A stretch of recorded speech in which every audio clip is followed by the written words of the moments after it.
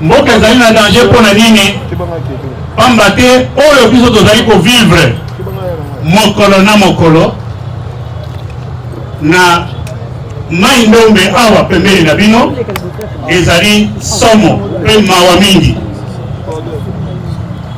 na banzi biso banso tolandaki toyokaki mpe tomonaki batueri oyo ezali kosalema awa na mai ndombe kwa mutu Mbangana Kinsele bamboka nyonso oyo ezali na nzela ya bandundu awa mongata baza koloba ke ezali bitumba ya bateke na bayaka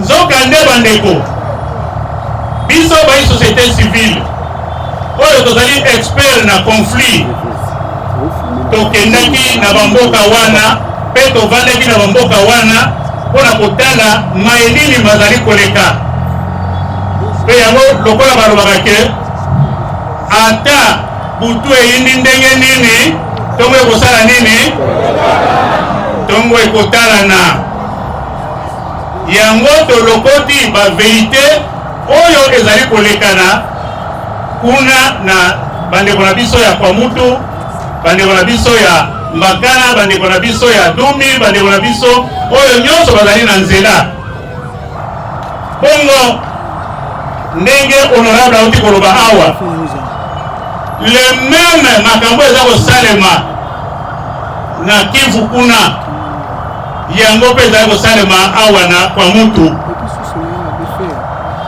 bandeko na biso tomonaka seri moko bangombe eye ebele bangombe wana ekoti ti boyebi esika ekenda voilà ntango bangombe wana ekoti na nsima ya bangombe wana nzoka nde bandeko na biso bazwaki misolo bapesi na bachef coutumier ntango bapesi na bachef coutumier pote bakoka kozwa baetandi ya mabele ya kobokolo bangombe wana yango ebele ya bato oyo wana lobi bandeko na biso wana basalisi baferme ya minene baza na yango kuna mwa ndambo ya rapport napesi na honorable bakombo na bango makambo nyonso ezali napesi na honorable tina te ya kotanga bango loyepa parce que l'état congolais ayebi bango mpe bavandi na kati ya gouvernement yango wana bandeko wana bapesi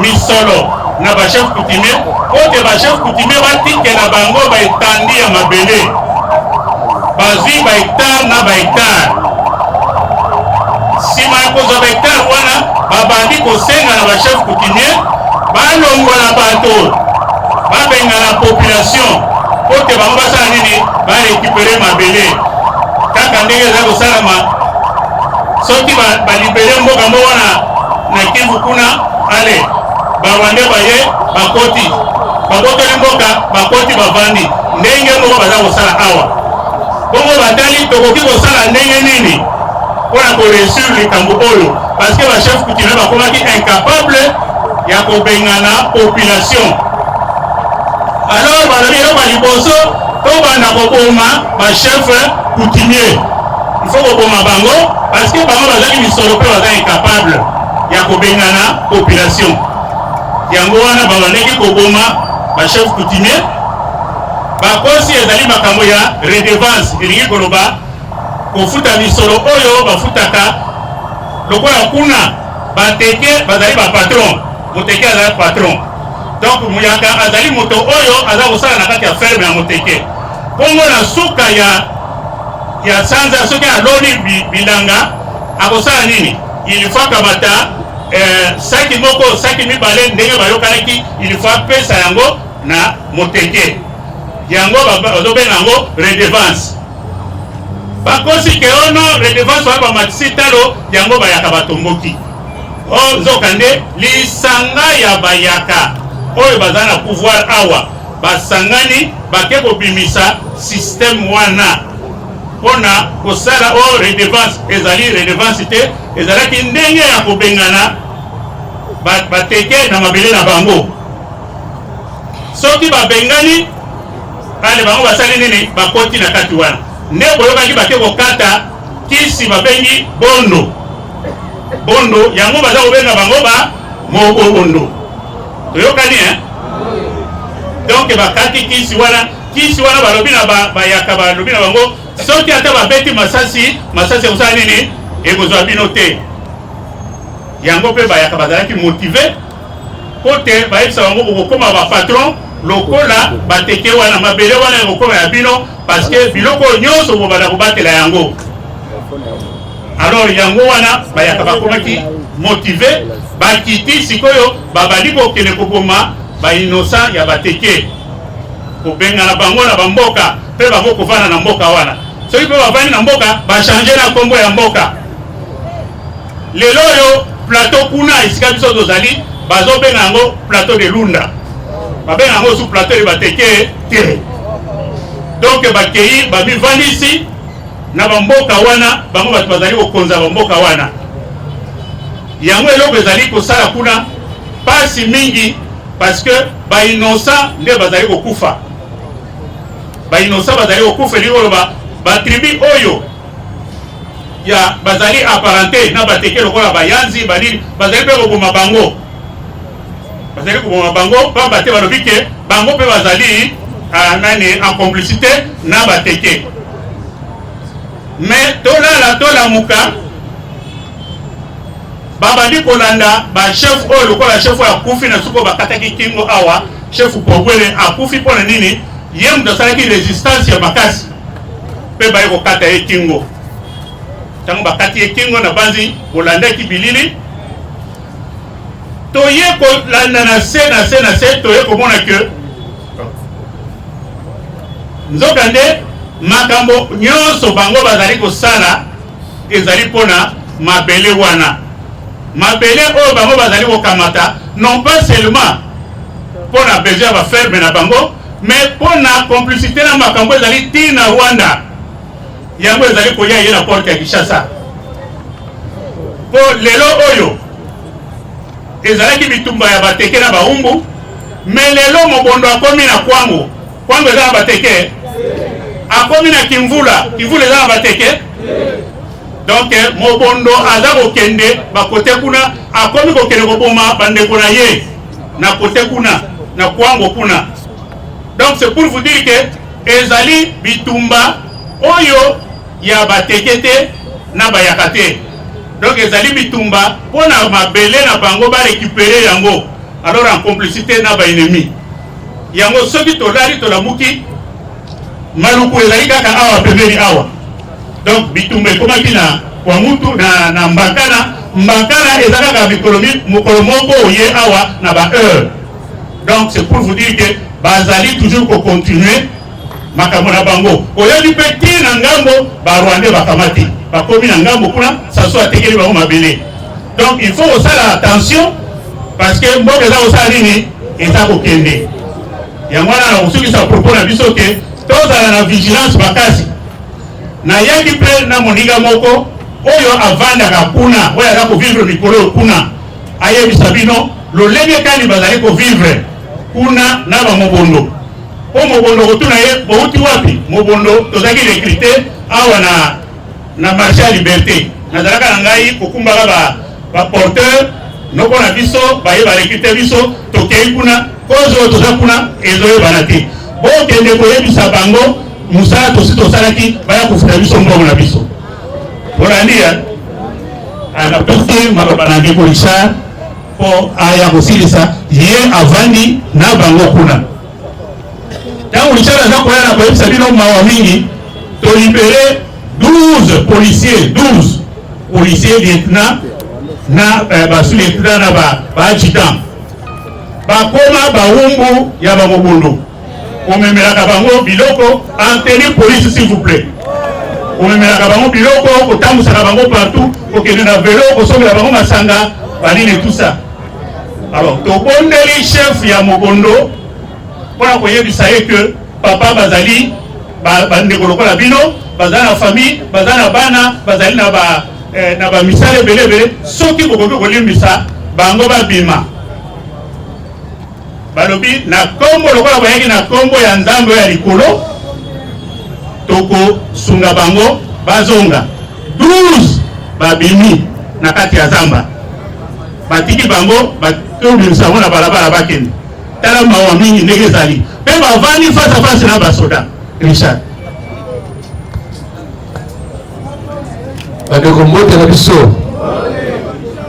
je crois na ye penza ko témoigner parce que nalandaka premier vice-président alobaka mingi makambo ya est mais abosanaka plateau de bateke nalandaka mpe ndeko penge soki bato otuna mituna alobaka kaka est na poamu twa soki alobozoli kenda Kinshasa maluku mpe makambo makasi ezali oyo bato bazali kokufa oyo ezali génocide nalandaka mpe ndeko devos na top Kongo mingi yatala na mingi kaka kwa mutu kuna menzoka nde pembeni kaka wa makambo ebele ezokoleka nalandaka bango mingi vraiment bandeko ezile eko rappeler bango babosana te plateau de bateke parce que makambo makasi ezoleka place wana je crois chef de l'état abengaki bandeko bateke na bandeko bayaka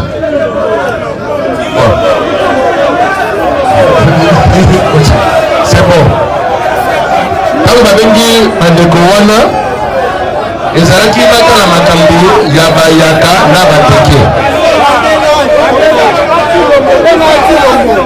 Congo est bon.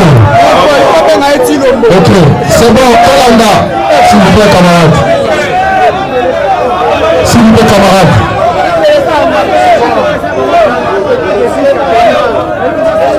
Ok, Kolanda, ok.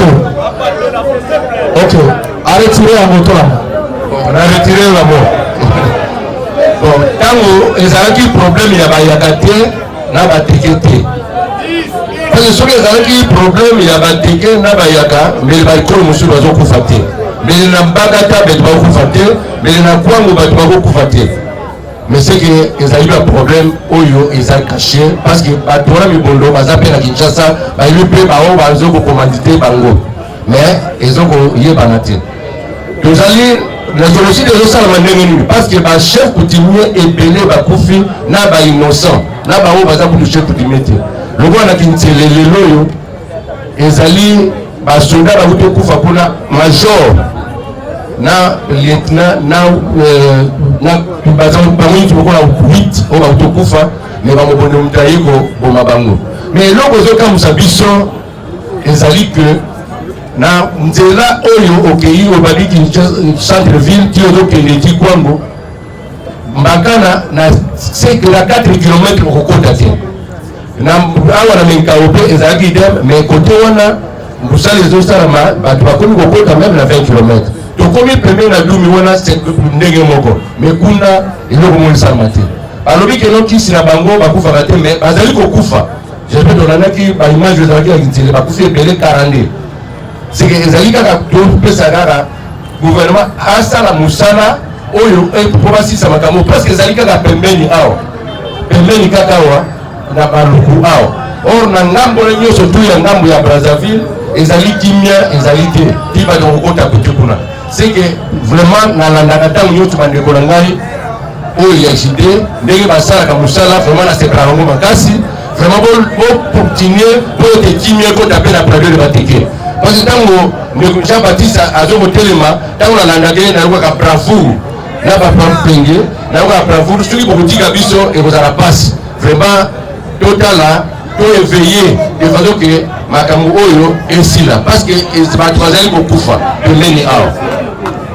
merci nasepeli mingi napesi bino mpena merci na ndenge oyo bobengisi ngai na esika oyo mpona témoigner makambo ezokosalama na plateau de bateke vraiment ezali passe. Président élu, commandant du peuple Martin Fayulu. Topesi bino nyonso merci mingi. Merci et pas bakambi ya parti na niveau ya ba district ya province. Merci na bakambi ya parti na niveau ya ba section sous-section na cellule. Topesi pe bandeko ya Lamuka merci mingi pour la présence na bango. Tokomi na suka ya manifestation na biso. Merci pour la kimia, la discipline. Lelo ezali jour ya recueillement. Ya kokanisa mémoire ya bandeko o batika biso tout simplement parce que bazala congolais. Na ba congolaise. Moko elingaki ezala yo, elingaki ezala ngai, biso nyonso personne n'est épargné. Donc pour lo bandeko tosonga na kimia, na discipline, na zela, tout se protéger mutuellement. Zambé apambola biso nyonso. Merci beaucoup. Ndenge oyebete lelo ya li date ya 2 août, donc vendredi 2 août 2024. Lelo ezali la 4e fois au biso bana ya Lamuka, ezala bandeko ya SID, ezala DD Congo, ezala partenaire sur Lamuka, toko commémorer date ya 2 août, au te consacrer ango na génocide congolais.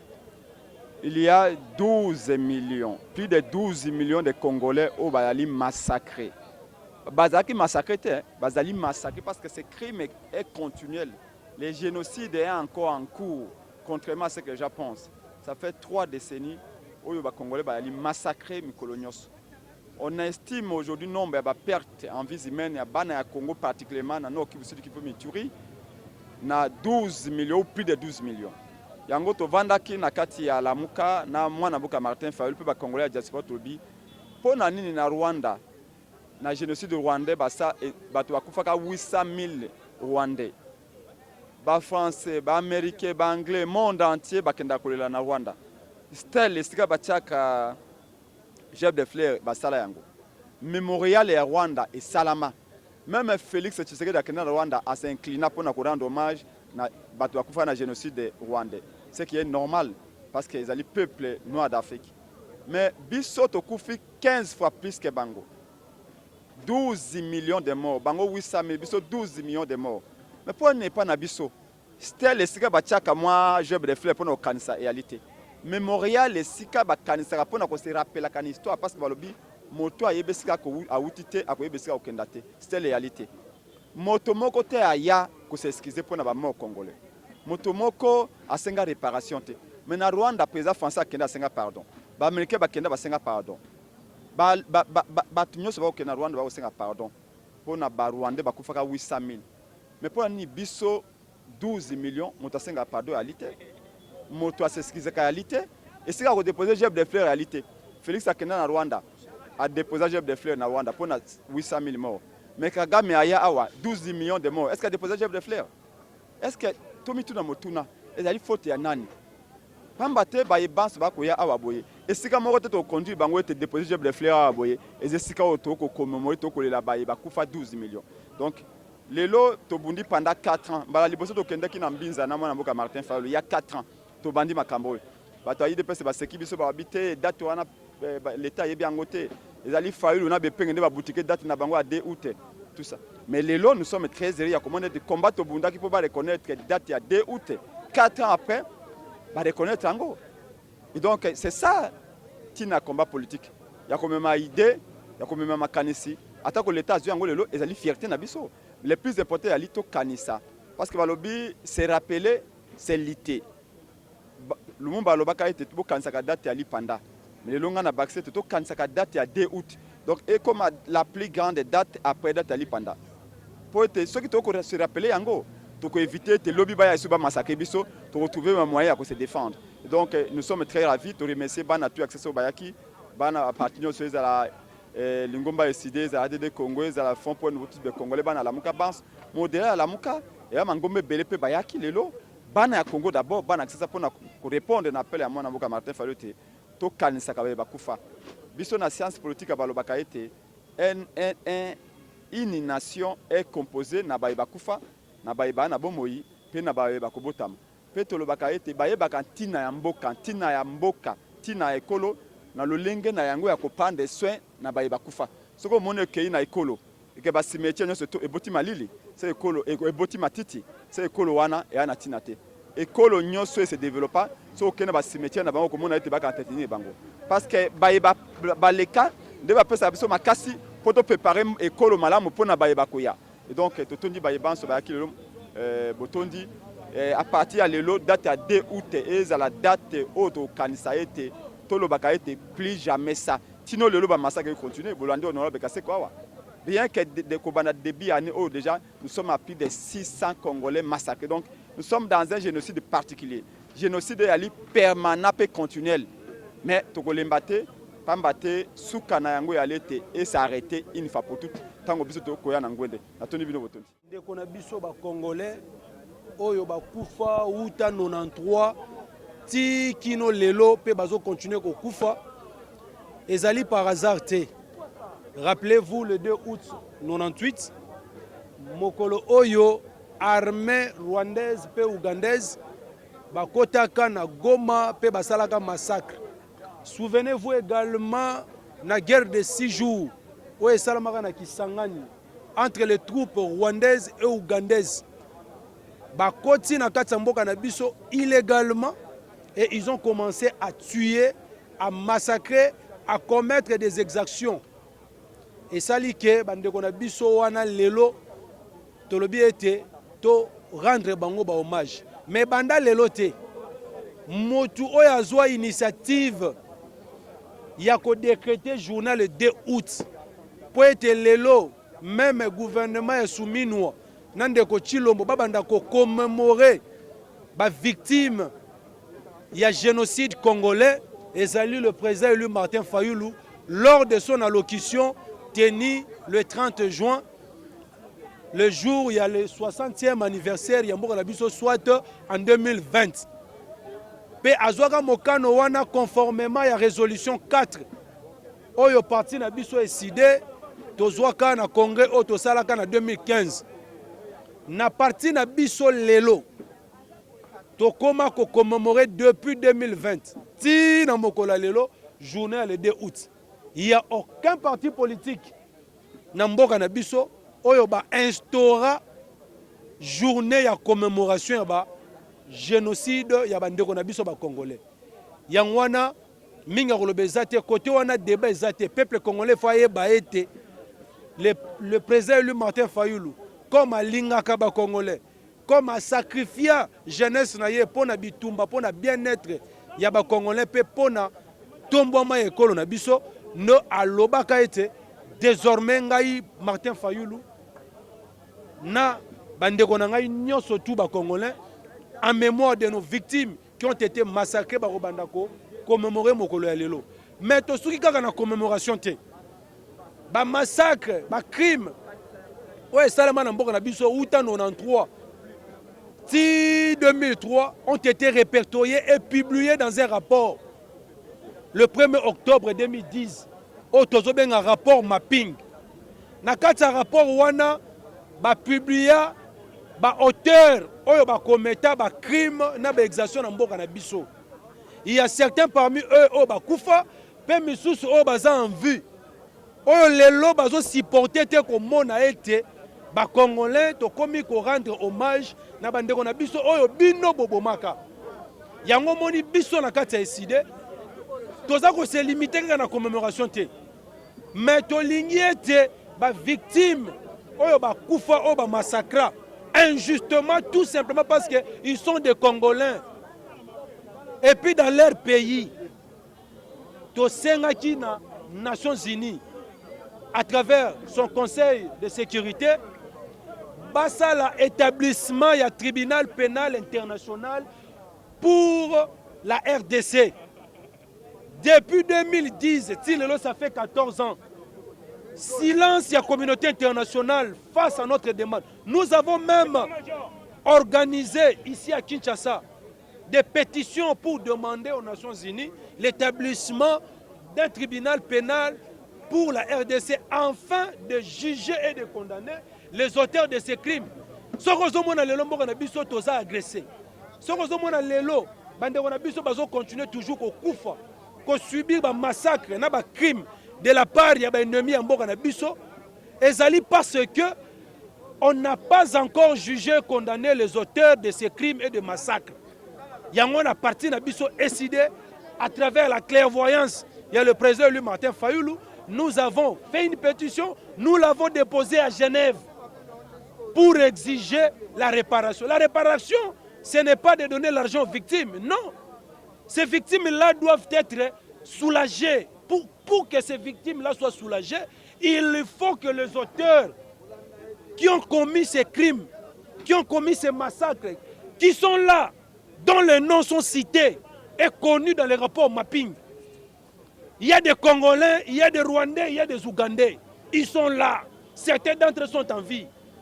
Tozo Senga avec colère. La communauté internationale, s'il vous plaît, ne nous organisez pas de simulacres de procès pour juger Nanga. Non, on doit aller au-delà. On doit juger et les Ougandais et les Rwandais, tout celui, que tu sois étranger, congolais, tout celui qui a commis des crimes au Congo doit être jugé et condamné.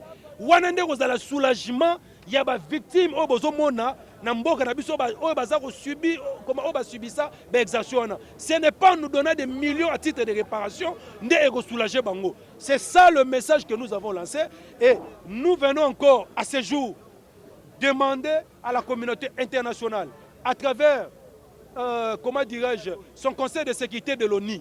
Bon, moni nenga ba Congolais ba yebele. En hommage, ya bandeko na biso ba kufa pona koloba boye.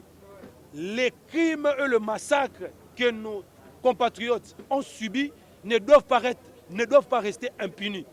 Il faut juger et condamner les auteurs de ces crimes. Azala nani, azala uta wapi, il faut qu'on juge et qu'on condamne bango. Wanande biso bandeko na bango oyo tozako rendre bango ba hommage tokozana kimia pe ba victime oyo ba subisa ba exaction na ba rozana kimia. Je dis